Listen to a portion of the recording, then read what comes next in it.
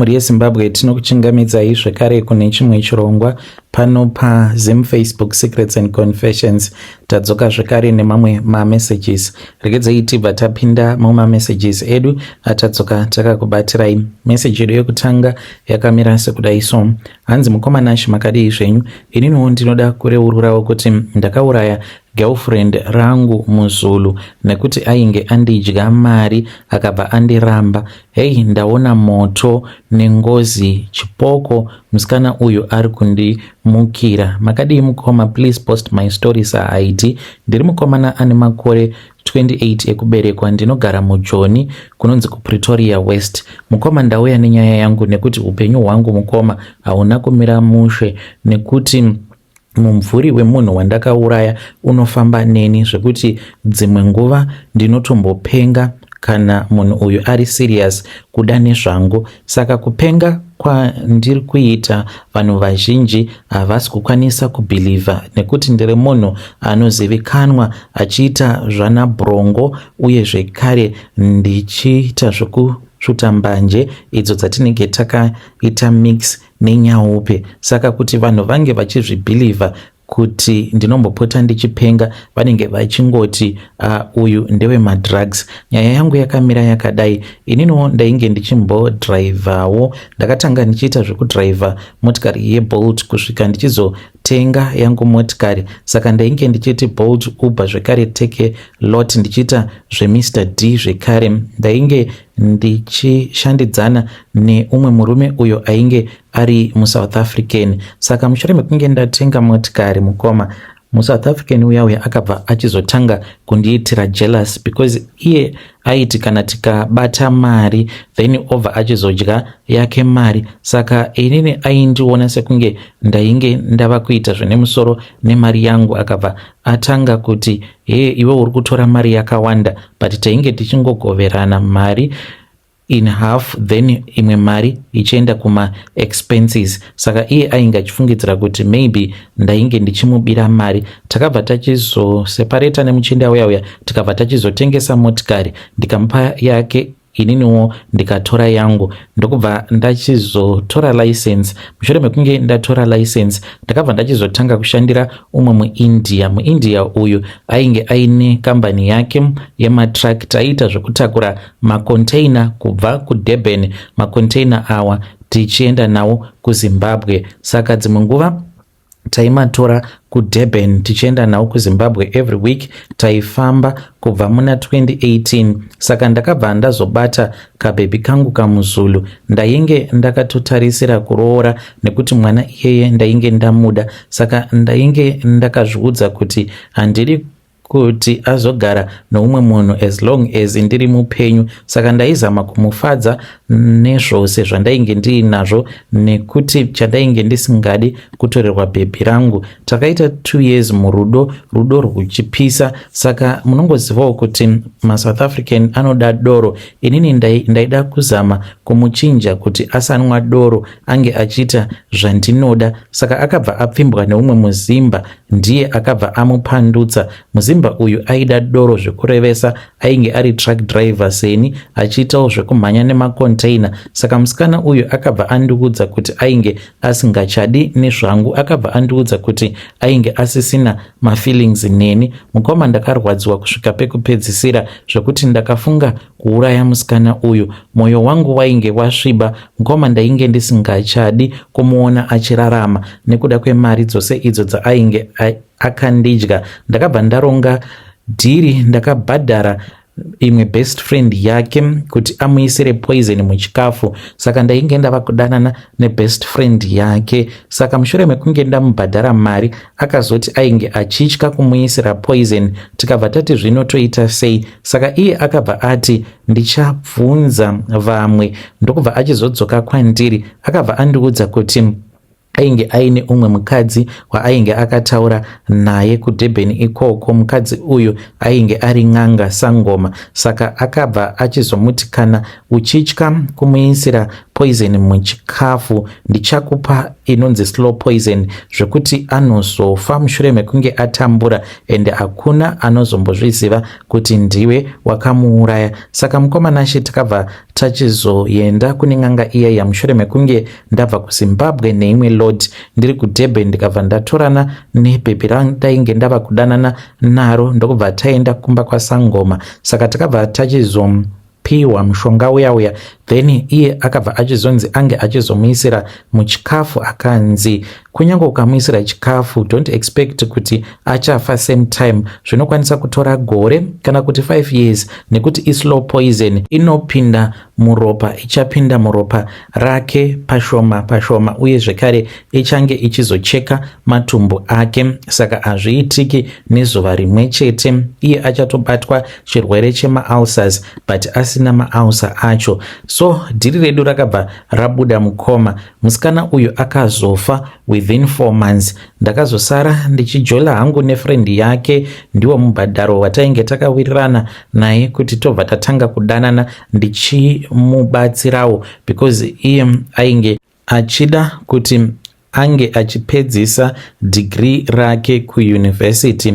So mushure mekunge tawirirana mukoma, iye ndipo paakabva achizotanga kundiudza kuti ainge aine hope idzo dzaainge achirota, achiti dzimwe nguva aipota achirota friend yake ipapo paainge ava kuuniversity ende ndini ndainge ndichitomubhadharira mari dzimwe dzainge dzichidiwa ikoko, ainge achibatsirwa zvekare neyavanoti NSFAS. Saka zita rake ndichamuti Notando. So mukomana She akandifadza moyo wangu plus ndainge ndisingatyi nekuti taingoudzwa kuti maSouth African haana ngosi, kana ukauraya muSouth African haafi akakumukira, but munhu haarove mukoma ma1 angu akatanga last year muna April. Musikana wandakatuma kuuraya friend yake akaita accident, akarohwa nemotikari akafira paspot. Pandakanzwa shoko iri ndakatanga kuona iye musikana uyo wandakauraya achiuya mumaziso mangu achieredza misodzi. Kubva musi iwoyo ndakabva ndatotanga kutorasika njere, basa rikabva ratopera. Then ndakabva ndatongotanga kutongogara padheni, madhamu vakabva vachizonditiza nekuti dzimwe nguva ndaikwanisa kungovadzipa, ndiri kuhope ndaikwanisa kungorota ndichirwa nevarume vakawanda. Saka pane umwe uyo wandaizongodzipa ndomutsimbirira pasi, izvo ndinenge ndatomuka ndobva ndatogarira madhamu pachipfuva ndobva ndatovadzipa. Saka ndakazodzingwa basa mukoma, upenyu hukabva hwandiomera. Ndakabva ndachizotanga kushanda neimwe cousin brother yangu uyo anongoitawo zvemadhiri zvekutengesa mafoni, malaptop nezvakangosiyana siyana. Ndikabva ndatowedzera kuita zvebrongo, even though pandainge ndiri truck driver mbanje ndainge ndichidziputa, but ndainge ndisingaputi mbanje dzinenge dzakazanganiswa nenyaupe. Saka nyaya iripo ndiyoyo yekuti ndatova murwere ende wose wandinenge ndataura naye anenge achingoti siyana naro brongo, nekuti zvose zvauri kuti uri kuona zviri kukonzereswa nemadrugs auri kutora. But izvi ndakatotanga kutozviona ndichitori munhu ainge achitori sober minded. Saka ndozvaita kuti ndige ndichiuya neconfession yangu, ndiyo secret hombe muupenyu hwangu. Kunyange hama dzangu hapana kana ari kuzviziva kunze cousin brother yangu. Ndinoudzawo mafriends angu ndichiti zvimwe kuda ndichawana achandibatsira. Saka handizivi kuti ndodii. Ndamboedza kuenda kumapostori but hapana kana chiri kumbochinja. Kana mukaposta nyaya yangu ndiziviseiwo, ndichange ndichizotevererawo ndiri mucomment section. Vedare ndo message iyo yandakatumidzirwa ichibva kuna mukoma vedu. Zvakangooma hazvo vedu we. Hanzi kana ndikaudza vanhu kuti ndo zvandiri kusangana nazvo, vanhu vanenge vachiramba vari kuti nekuda kwekuti ndinoita zvebrongo, hanzi zvose zvandiri kuona vari kungofungidzira kuti maybe zviri mupfungwa dzangu zviri kukonzereswa nemadrugs, but ndiri kutoona chipoko chemusikana uyo watakauraya, watakaisira slow poison. Regedzai tibva taenda panyedu inotevera. Nyedu inotevera yakamira sekudai. So hanzi mukoma makadii zvenyu? Ininiwo I am regretting at the same time I am thanking God kuti handina kuzoenderera hangu mberi neizvo zvatainge takaronga kuita, but pandiri kuregreta ndepekuti shamwari yangu, kana ndikatarisa upenyu hwaari kurarama mukoma, akatobva mukutovhura imwe supermarket. Kwaakavhura supermarket iyi handichatauri zvangu, nekuti nyaya yandiunza pano inyaya yangu noti yake. Saka ndiri kuzvidemba ndepekuti dai ndakangoshingirirawo pamhiko idzo dzatainge takanzi tinge tichiita. Zvino ini ndakabva ndachizobatwa nemweya wekutya, nekuti ndakachiona chidhoma live and direct usiku, ndikatanga kuridza mhere. Kana mukadzi akandibvunza kuti ko what is wrong, ndakashaya kuziva kuti ndomupindura ndichiti kudii. Izvi ndo zvakaitika mukoma Nashi. Ndainge ndagara ndiine friend yangu, tainge tichiita zvekutengesa, uye zvekare vakadzi vedu vainge vachiwirirana. Saka mukadzi wangu haatozvizivi kuti izvi ndo zvakaitika, kuti friend yangu ange achizotanga kuita mari yose iyo yaainayo. Tainge tichingoshanda basa iroro tichiita zvechivhenda. Nefriend yangu taiwanza kufamba tose nezvingoro zvedu, tichipusha zvingoro zvedu tichitengesa mafruits, mabhanana nezvakangosiyana siyana mutauni. Saka vakadzi vedu ivo vainge vachiita zvekutengesa madomasi. Saka nefriend yangu takazotaura nomumwe mudhara wechirudzi. Mudhara uyo iye ainge achiitawo zvechivhenda. Saka mukuzotaura naye akabva atiudza kuti ainge aine imwe n'anga iyo yaainge akamboshanda nayo kune rimwe prazi kumarondera. Takazoendako kumarondera uko kwatakanotaura nasekuru vacho. Saka sekuru ava vakabva vachizotiti kana tichida kupfuma hazvinetse, taifanira kuti tinge tichitsvaka munhu anotitengesera mvura inenge yakagezeswa zvitunha. Tikabva tati zvino munhu akadaro tinomuwana kupi? Vakabva vati hazvinetse. Saka vakabva vachizotifonera vakatiudza kuti vainge vaine 10 liters, saka vainge vachida mari. Vakati kwainge kuine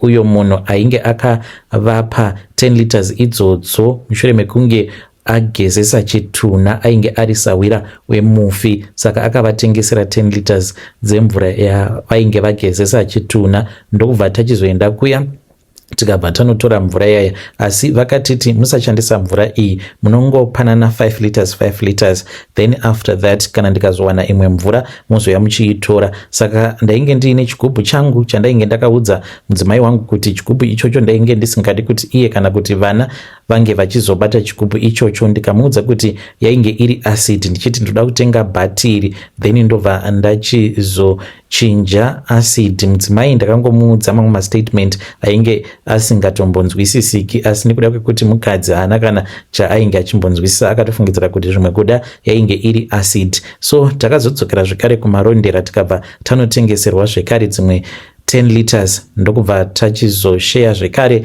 ndikatora chimwe chigubhu ndikauya nacho. Saka takanzi taifanira kuti tinge tichizoti paya patinenge tava kuda kubuda, unoisa mabhanana ako mukatswanda, then wobva wachizotora mvura iya, wobva wamwaya mwaya mvura iya pamabhanana aya, then wobva wachizomapukuta pukuta, wobva wachizomadzorera ako mutswanda, wobva waisa mungoro yako, wobva watanga kupusha uchitengesa. Takanzi kana tikaita saizvozvo tainge tichazoita mari, nekuda kwekuti parufu vanhu vanotongouya, whether munhu iyeye unenge wakamuvenga kana kuti anenge angoriwo munhu wemunharaunda unenge uchiziva, kana zvikanzi kwakati kwaitika rufu, kana uchikwanisa kuenda unototi unge uchitoenda. Saka zvinoreva kuti isuwo kumwaya mwaya kwatinenge taita mabhanana, maapple, zvese zvatinenge tichitengesa nemvura iyoyo yakagezesewa zvitunha, ndo zvaizokonzeresa kuti munhu ange achingotenga zvekutongotinzwirawo tsitsi. Mukoma zuva rekutanga ndakazviita, but usiku hwacho ndakazoona chidhoma, ndakati ndakarara kudaro mukoma, ndakangoona kamwe kanhu kainge kakahwanda kari kuseri kweketeni. Hana yangu yakarova mukoma, to bed.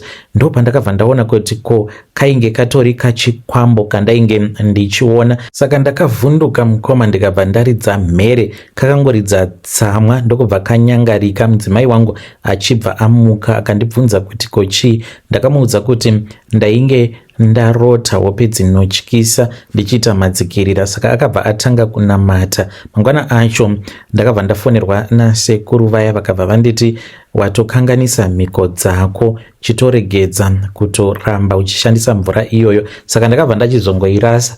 Ndakangoti ndichifamba ndiinazvo zvigubhu zviya zviya muchingoro changu ndikangozvirasa zvigubhu zviya. Saka shamwari yangu akaramba achingoendererawo mberi. Aiti kana akandiudza zvose zvaainge achisangana nazvo ndaingoti ndainge ndisisiri interested mazviri. Shamwari yangu akazongotenga motikari akatotanga kutoita zvekutotenga goridhe achitengesa, pasina kana nguva atotenga makombi atovhura supermarket. Saka mudzimai wangu iye haatozvizivi kuti izvi ndo zvatakaita. Saka ndine dzimwe nguva dzekuti ndinombofara kuti handina kuzoenderera mberi nahwo urombwa hwacho ihwohwo, but dzimwe nguva mukoma upenyu hunombondiomera zvekuti tinoshaya kana chekudya mumba usiku. Dzimwe nguva handirare ndiine stress. Saka ndokungoda advice kubva kumhuri yeZimbabwe. Ndoita seiko? Ndodzokera kumarondera ndotaura nefriend yangu, handizivi kana kuine vanokwanisa